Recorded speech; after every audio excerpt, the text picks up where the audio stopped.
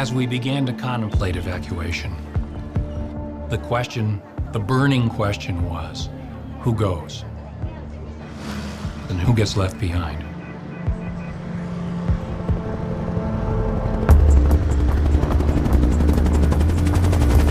I kept a map every day on the progress of the North Vietnamese onslaught.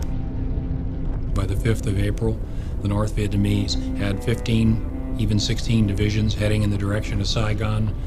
There were people who were saying, look, we've got to do some heavy, heavy planning here, because depending on how this goes, and it doesn't look good now, we may all have to evacuate.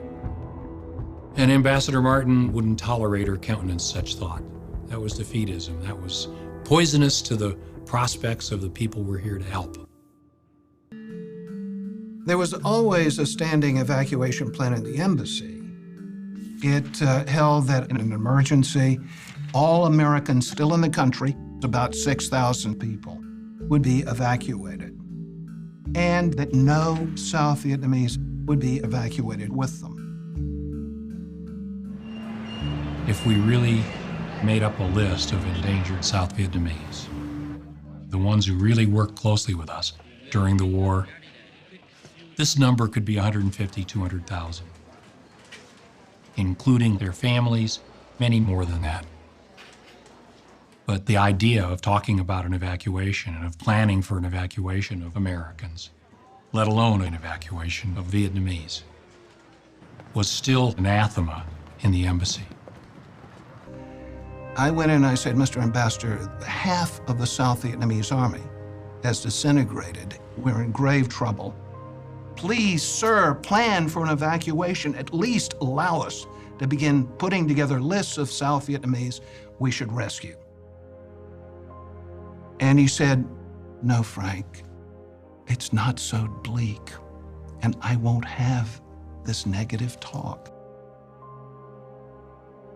He had been holding out hope that some kind of third-party solution could be worked out so that South Vietnam could continue with some form of independence or autonomy. And he was being encouraged to think that this might be possible. Young officers in the embassy began to mobilize a black operation, meaning a makeshift underground railway evacuation using outgoing cargo aircraft that would be totally below the radar of the ambassador. People like myself and others took the bull by the horns and organized an evacuation. In my case, that meant friends of mine who were senior officers in the South Vietnamese military.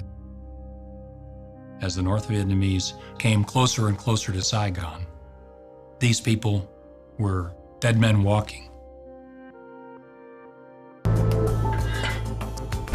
The South Vietnamese population had ample reason to fear the Vietnamese communists. The communist conduct throughout the course of the war had been violent and unforgiving. For example, when the city of Hue was taken over by the North Vietnamese, several thousand people on a long blacklist were rounded up, school teachers, government civil servants, people who were known anti-communists, and they were executed, in some cases even buried alive.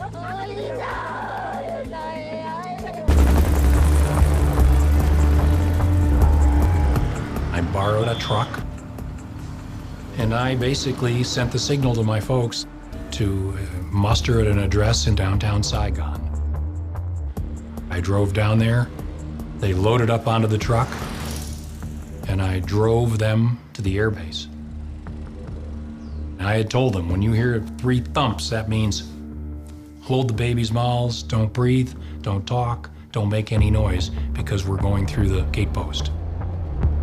I saluted in uniform as a captain of the United States Army.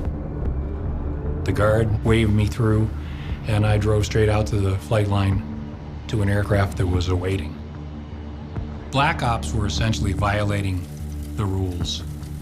In this case, meaning you're not allowed to bring out Vietnamese military people who were under obligation to stand and fight.